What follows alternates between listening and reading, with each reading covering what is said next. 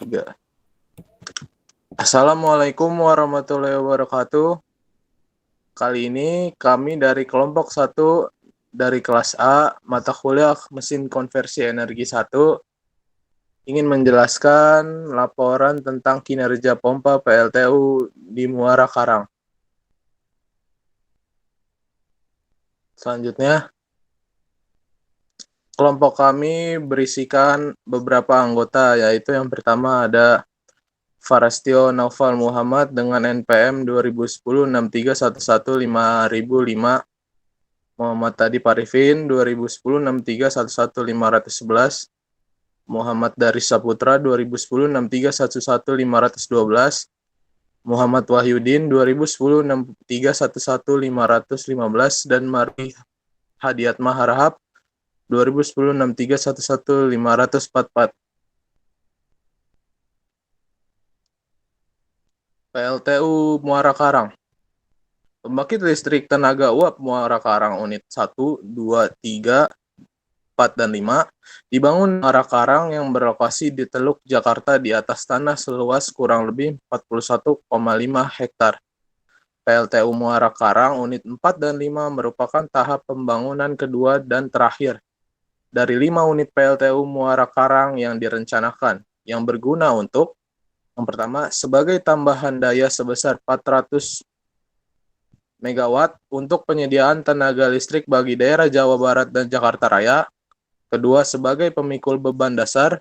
Tiga, persiapan interkoneksi sistem kelistrikan Jawa Tengah dan Jawa Barat melalui transmisi 150 kV.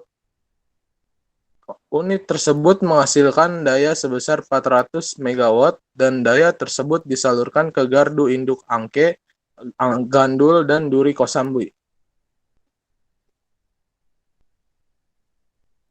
Next. Baik, saya akan melanjutkan pada presentasi ini. Siklus Rankine-Reheat pada PLTU Muara Karang mengadaptasi proses siklus Rankine-Reheat.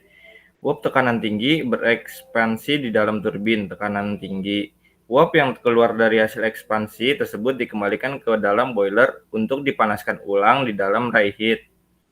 Kemudian uap hasil pemanasan ulang tersebut dimasukkan kembali ke dalam turbin tekanan menengah atau turbin tekanan rendah. Tujuan dari siklus Rankine-Reheat adalah untuk meningkatkan tenaga dan efisiensi PLTU dengan cara memperluas bidang energi yang termanfaatkan dalam diagram T per S pada siklus T sama dengan F T sampai S pada siklus Rankine ideal. Keterangan gambar tersebut 1 sampai 2 yaitu proses ekspansi adiabatis atau isentropis uap di dalam HP turbin. Pada proses tersebut suhu berkurang dan entropi konstan. 2 sampai 3 uap hasil ekspansi yang keluar HP turbin dimasukkan ke dalam reheat untuk dipanaskan kembali sebelum masuk ke LP turbin. Pada proses tersebut suhu bertambah tinggi dan entropi bertambah besar. 3 sampai 4 proses ekspansi adiabatis atau isentropis uap di dalam LP turbin. Pada proses tersebut suhu berkurang dan entropi konstan. 4 sampai 5 pengemunan uap di dalam kondensor. Pada proses tersebut T konstan dan entropi bertambah besar. 5 sampai 6 proses kompresi isentropis yaitu pemompaan air masuk ke dalam boiler. 6 sampai 7 pemanasan menuju titik didih di dalam economizer. Pada proses tersebut suhu bertambah tinggi dan entropi bertambah besar. 7 sampai 8 pendidihan atau perubahan fase di dalam evaporator. Pada proses tersebut suhu konstan dan entropi bertambah besar.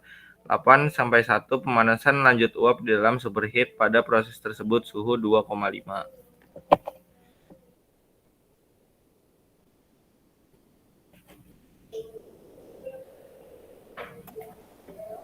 Baik, selanjutnya saya akan menjelaskan flow diagram PLTU Muara Karang unit 4 dan 5.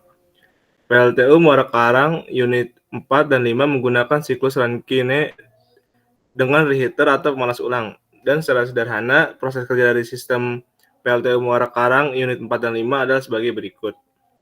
Pertama, yaitu air laut dipompa masuk ke dalam sistem water treatment untuk mendapatkan air tawar melalui proses penyulingan atau desalination atau demineralisasi, kemudian dipompakan masuk dalam boiler.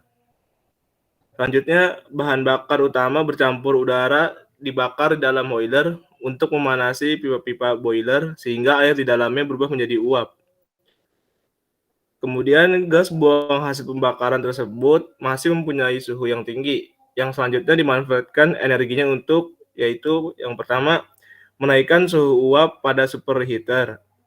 Yang kedua, menaikkan suhu uap pada reheater. Ketiga, menaikkan suhu air pengisi masuk boiler pada economizer. Yang keempat, menaikkan suhu udara pembakaran yang masuk ke ruang bakar pada air heater. Terakhir, yaitu langkahnya uap dari boiler setelah dinaikkan suhunya pada superheater, kemudian uap tersebut dimasukkan ke dalam turbin tekanan tinggi. Uap hasil ekstraksi yang keluar dari HP turbin dimasukkan ke reheater untuk dipanaskan kembali hingga mencapai suhu tertentu. Kemudian uap hasil pemanasan ulang dimasukkan ke dalam turbin tekanan menengah.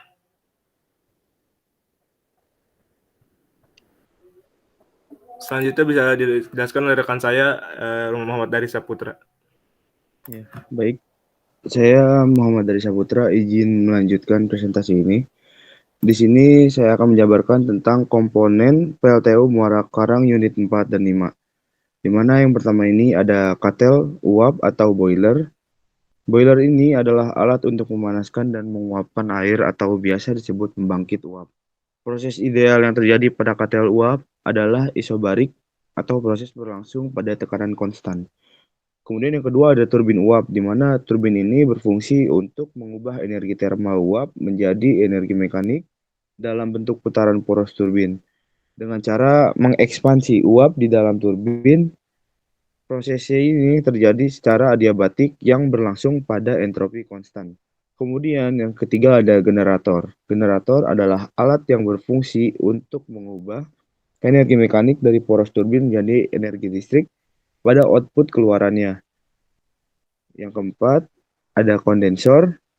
Kondensor ini berfungsi untuk mengembunkan uap buangan dari turbin menjadi air kondensat sehingga dapat digunakan kembali sebagai air pengisi katel uap. Kunci operasinya adalah menjaga tekanan uap keluar turbin atau vakum serendah mungkin sehingga efisiensi turbin meningkat. Kemudian yang kelima ada pompa pengisi kettle, di mana pompa ini berfungsi untuk menaikkan tekanan air pengisi dari deaerator menuju steam drum, kemudian high pressure heater dan economizer. Selanjutnya yang keenam ada pompa kondensat, di mana pompa ini berfungsi untuk menaikkan tekanan air kondensat dari tangki kondensat menuju deaerator.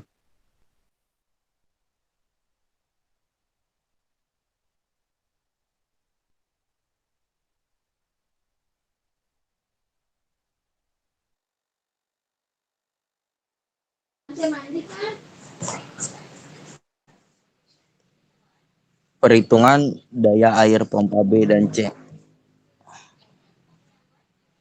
Menghitung debit air pengisi pada visi masuk pompa dengan menggunakan rumus 4 pada analisis data diperoleh hasil sebagai berikut. FFW sama dengan 0,1950 meter kubik per second. 2. Menghitung kecepatan atau V aliran air pengisi sisi masuk pompa dengan menggunakan rumus 4. Analisa data diperoleh hasil sebagai berikut. V sama dengan 0,1950 meter per second. Menghitung debit atau FFW air pengisi pada sisi keluar pompa atau discharge dengan menggunakan rumus 4 pada analisis data. Diperoleh hasil sebagai berikut. FFP-nya hasilnya sama dengan 0,1932 meter kubik per second. 4. Menghitung kecepatan atau V aliran air pengisi sisi keluar pompa dengan menggunakan rumus 4 pada analisis data. Diperoleh hasil sebagai berikut. VD sama dengan 9,6089 meter per second. Menggunakan total head pompa dengan menggunakan rumus 4 pada analisis data. Diperoleh hasil sebagai berikut. H totalnya mendapatkan hasil 9,6009 meter. Menghitung daya air pengisi dengan menggunakan rumus 4 pada analisis data diperoleh sebagai berikut. PW-nya sama dengan 2672,14 kW. Diubah ke kilojoule per second menjadi 22.672,14. Daya air PW dalam persen sama dengan 58,4019%.